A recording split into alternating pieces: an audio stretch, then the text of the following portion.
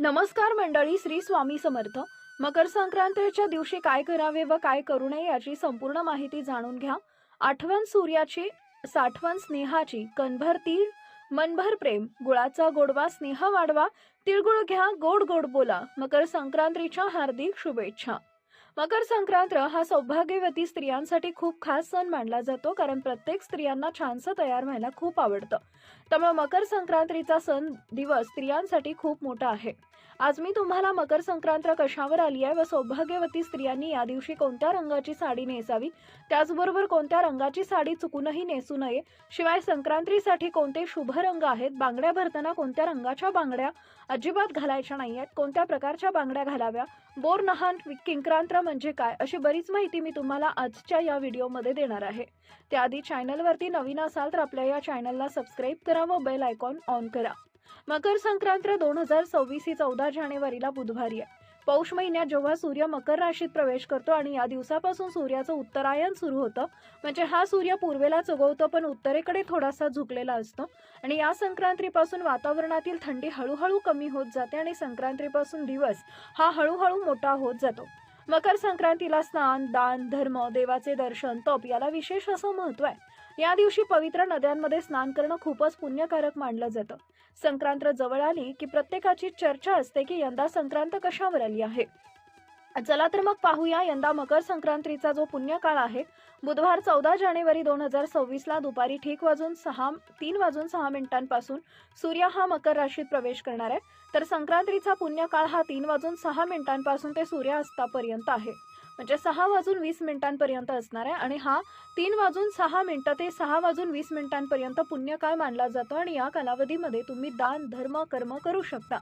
हिंदू धर्मात संक्रांत ही एक देवता मानली गेली असून प्रतिवर्षी ती येताना वेगवेगळ्या वाहनांवर बसून येते.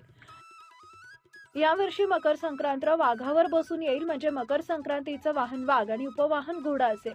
तिनं पिवळ्या रंगाचं वस्त्र परिधान केलेलं असून हातामध्ये गदा घेतलेली आहे, केशराचा तिलक लावलेला असून वयानं ती कुमारी आहे व बसलेल्या अवस्थेत असून तसेच वासा करता जाईचं फूल तसेच ती पायस म्हणजे खीर भक्षण करत आहे. सर्पजाती आहे, भूषणार्थ मोती धारण केलाय, वार व नक्षत्र नाव मंदाकिनी असून समुदाय मुहूर्त 45 आहे. पूर्वेकडून पश्चिमेकडे जात आहे व वायव्य दिशेत पाहत आहे. संक्रांतीनं ज्या वस्तू परिधान केल्यात त्या वस्तू महाग होतील. संक्रांत ज्यावरून आली आहे त्या लोकांना सुख मिळेल. या दिवशी सूर्याला चंदन मिसळून जल अर्पण केल्यानं पद मान वाढतो. तसेच संक्रांतीच्या दिवशी दात घासणं वर्ज्य आहे.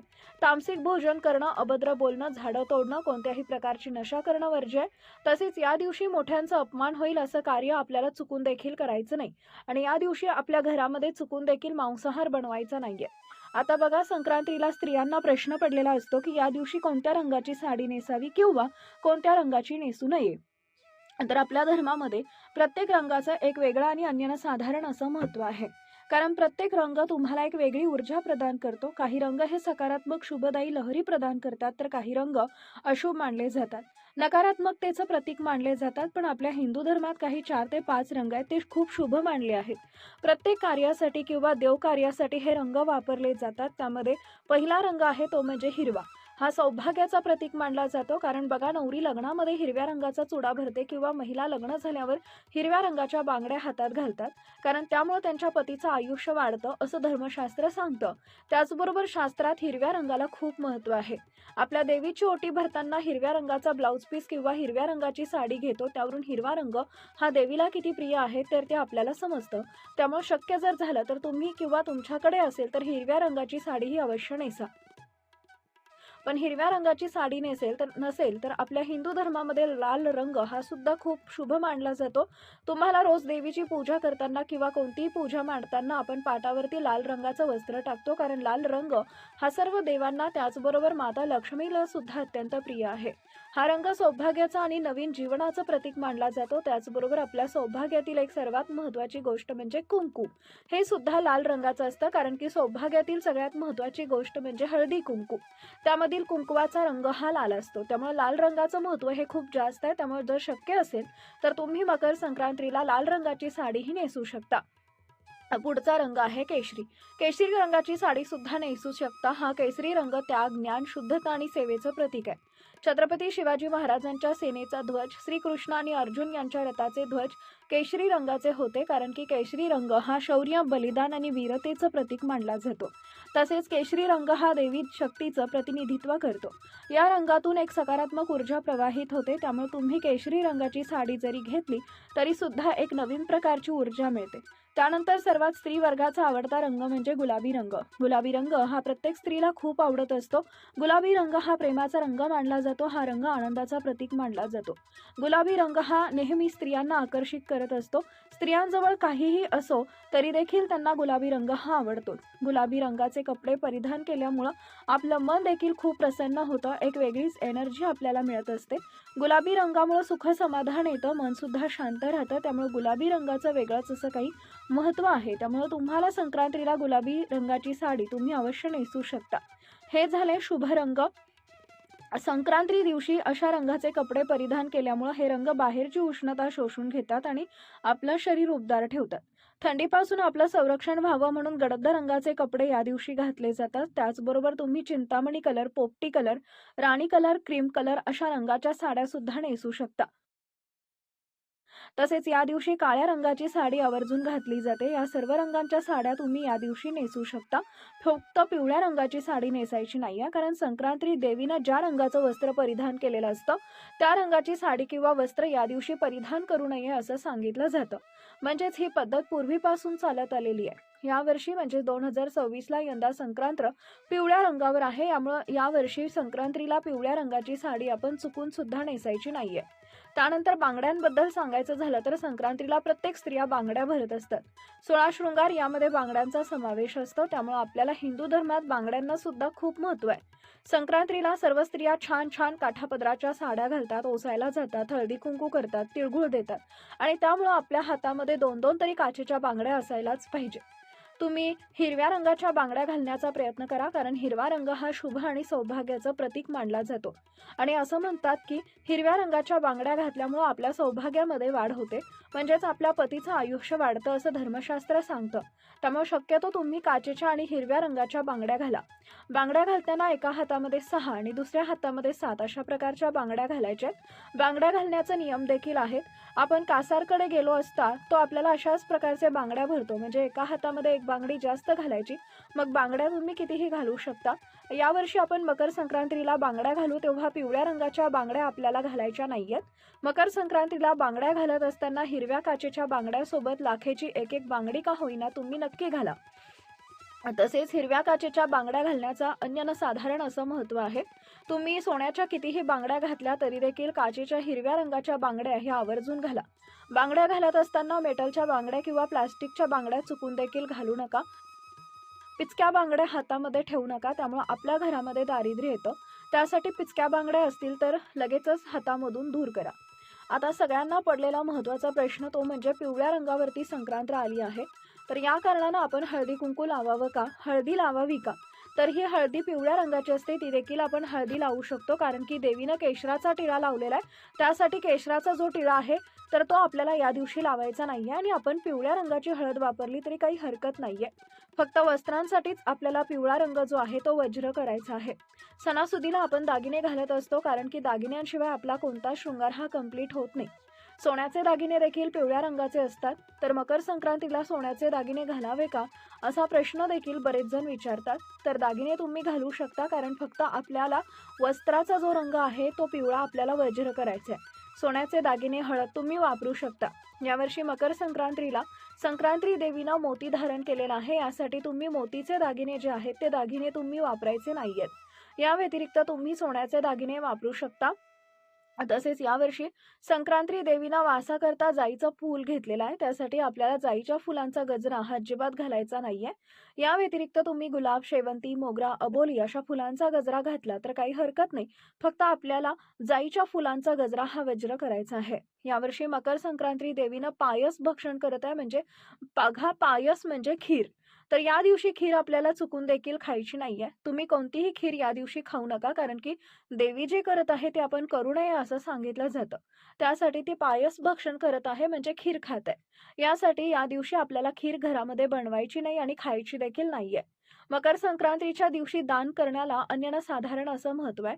या दिवशी तुम्ही नवे भांडे, गाईला घास, तिळपात्र, गूळ, तीळ, सोने, भूमी, गाय, वस्त्र, घोडा इत्यादींचं यथाशक्ती दान करू शकता. बुधवारी 14 जानेवारीला संक्रांत हा सण साजरा केला जाईल, तर गुरुवारी 15 जानेवारी रोजी करी दिन म्हणजेच किंक्रांत हा सण साजरा केला जाईल. फार वर्षापूर्वी किंक्रासूर नावाचा एक राक्षस होता. तो लोकांना फार पीडा देई. त्याला मारण्यासाठी देवीनं संक्रांतीचं रूप घेतलं आणि या संक्रांती देवीनं किंक्रासूरला ठार केलं आणि लोकांना सुखी केलं. संक्रांती देवीनं मकर संक्रांतीच्या दुसऱ्या दिवशी किंक्रासूर नावाच्या राक्षसाला ठार मारलं आणि त्याच्या जाचातून प्रजेला मुक्त केलं आणि म्हणून हा दिवस किंक्रांत म्हणून साजरा केला जातो. पंचांगामध्ये हा सण करीदिन म्हणून देखील ओळखला जातो. हा दिवस शुभ कार्याला घेतला जात नाही, तसेच या दिवशी कोणतंही शुभ कार्य केलं जात नाही. किंक्रांतीच्या दिवशी स्त्रियांना हळदी कुंकू समारंभ साजरा करतात. या दिवशी स्त्रियांनी शेणात हात घालू नये असं देखील आपल्या शास्त्रात सांगितलेलं आहे. केरकचरा काढण्यापूर्वी वेणी घालावी असं देखील सांगितलं जातं. तसेच या दिवशी केस देखील धुतले जात नाहीत. दुपारी हळदी कुंकू करतात अशी प्रथा देखील किंक्रांतीला महाराष्ट्रामध्ये पाळल्या जातात. तसेच या दिवशी बेसनाचे धिरडे करून खाण्याची देखील प्रथा आहे.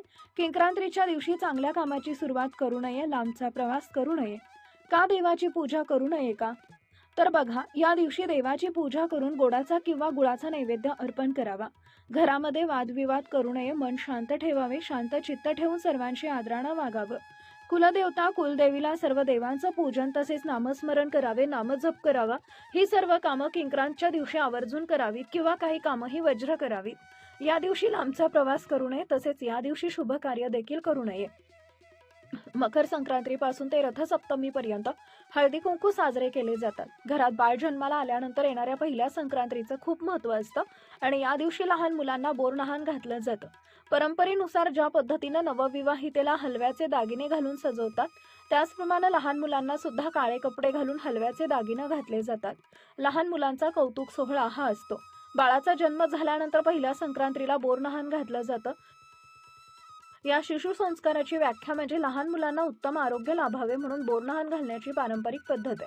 बोरनहाणसाठी कोणत्याही मुहूर्ताची गरज भासत नाही. बाळ अगदी लहान असल्यापासून ते 1 ते 3 वर्षापर्यंत बोरनहाण करता येतं. काही ठिकाणी 5 वर्षापर्यंत देखील बोरनहाण घालण्याची पद्धत आहे. या कार्यक्रमात बाळाला घालण्यासाठी काळ्या रंगाचा ड्रेस निवडावा, हलव्याचे दागिने घालावेत आणि त्या दागिन्यांमध्ये तिळाचा वापर हा केलेला असतो. तसेच लुटण्यासाठी मुरमुरे, बत्तासे, बोर, करवंद, तिळगुळ, फुटाणे, उसाचे तुकडे, हरभरे आणावे. सध्या लोक त्यामध्ये बिस्किट चॉकलेटचा देखील समावेश करतात आणि या कार्यक्रमासाठी नातेवाईक तसेच शेजाऱ्या पाजाऱ्यांना बोलवावं. खाली स्वच्छ आसन पसरून त्यावर तांदळाची किंवा गव्हाची रांगोळी काढून त्यावर पाट ठेवावा. बाळाला त्यावरती बसून ओवाळावा आणि मग बाळाच्या डोक्यावरून सर्व पदार्थ हळूवारपणे ओतावेत. इतर मुलांना ते लुटण्यासाठी सांगावं. बोरनहाण का करायचं? तर बघा, या संदर्भात अशी एक आख्यायिका आहे की करी नावाचा एक राक्षस होता आणि त्या करी राक्षसाची वाईट दृष्टी व वाईट विचार मुलांवरती पडू नये यासाठी सर्वात आधी हे श्रीकृष्णांवरती केलं गेलं होतं. नंतर ही प्रथा पडली आणि तेव्हापासून बोरनहाण हे केलं जातं. लहान मुले ही श्रीकृष्णांच्या स्वरूपात आहेत आणि त्यांच्यावरती करी राक्षसाची वाईट नजर, विचार, दृष्टी पडू नये असं म्हणून लहान मुलांवरती बोरनहाण केलं जातं. तसेच शास्त्रामध्ये बघितलं तर या कालावधीत वातावरणात अनेक बदल होत असतात. लहान मुलांना या बदलत्या ऋतूची बाधा होऊ नये म्हणून या काळात मिळणारी फळं मुलांना खायला घातली जातात. त्यांना मजाही व्हावी म्हणून अशी फळं वेचून खाण्याची संधी त्यांना दिली जाते. संक्रांतीच्या दिवसापासून रथसप्तमीपर्यंत आपल्या सोयीप्रमाणे कोणत्याही दिवशी बोरनहाण हे करता येतं. तर आजच्या व्हिडिओमध्ये मकर संक्रांतीच्या सणाविषयी संपूर्ण माहिती देण्याचा प्रयत्न केलेला आहे. व्हिडिओ आवडला असेल तर जास्तीत जास्त लोकांपर्यंत नक्की शेअर करा. चॅनलवरती नवीन असाल तर सबस्क्राईब करा. व्हिडिओ शेवटपर्यंत पाहिल्याबद्दल अगदी मनापासून तुमची खूप खूप आभारी आहे. धन्यवाद. श्री स्वामी समर्थ. जय जय स्वामी समर्थ. रामकृष्ण हरी. जय जय रामकृष्ण हरी. ओम नमो भगवते वासुदेवाय नमः.